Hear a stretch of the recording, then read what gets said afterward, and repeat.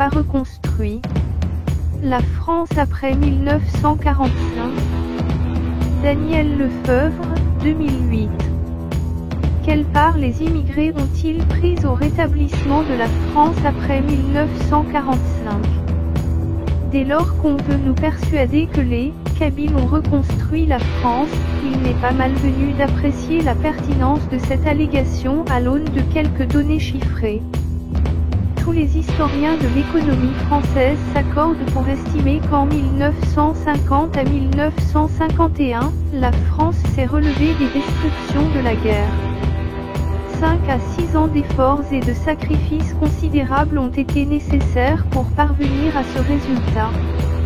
En 1951, 150 000 Algériens et moins d'une dizaine de milliers de Marocains et de Tunisiens sont en France.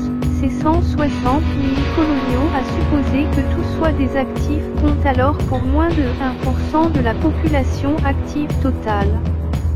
Difficile d'admettre qu'une si faible proportion ait pu parvenir à un tel résultat. Mais, objectera Théon, si les ouvriers algériens sont encore peu nombreux, on ne peut nier qu'ils occupent dans l'industrie les tâches les plus difficiles, les plus dangereuses, les plus rebutantes et les moins bien rémunérées. Ils font ce que les Français ne veulent plus faire. De ce point de vue, leur apport est donc bien indispensable, comme le directeur des établissements francolores le reconnaît. En février 1947, nous avons beaucoup de mal à trouver des ouvriers français. Cette année, les travailleurs nord-africains nous ont bien dépannés.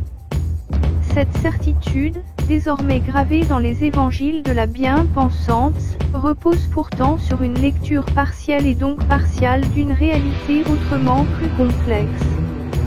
La lecture partielle se fonde sur un constat statistique. En 1952, 71% des Nord-Africains travaillant en métropole sont des manœuvres, 24% des os et seulement 5% des ouvriers qualifiés. Rapport général de la Commission de la main-d'œuvre du Commissariat général du plan, Revue française du travail, numéro 3, 1954, page 29.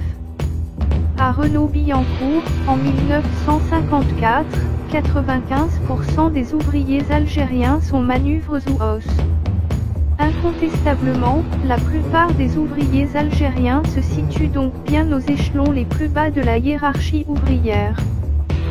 Sur 19 000 manœuvres et os chez Renault en 1950, seuls 17% sont nord-africains. Mais, de partiel, la lecture devient partiale, dès lors que, de ce constat, on glisse vers l'idée qu'il se substituerait systématiquement aux Français désormais absents de ces postes, c'est-à-dire que le monde des manœuvres et des os serait essentiellement peuplé de travailleurs coloniaux. Or, si l'on observe l'origine des ouvriers qui occupent ces emplois, on trouve d'abord des ouvriers français, puis des ouvriers italiens, belges, espagnols, polonais, etc., qui, sur ce plan, partagent le sort de leurs camarades nord-africains.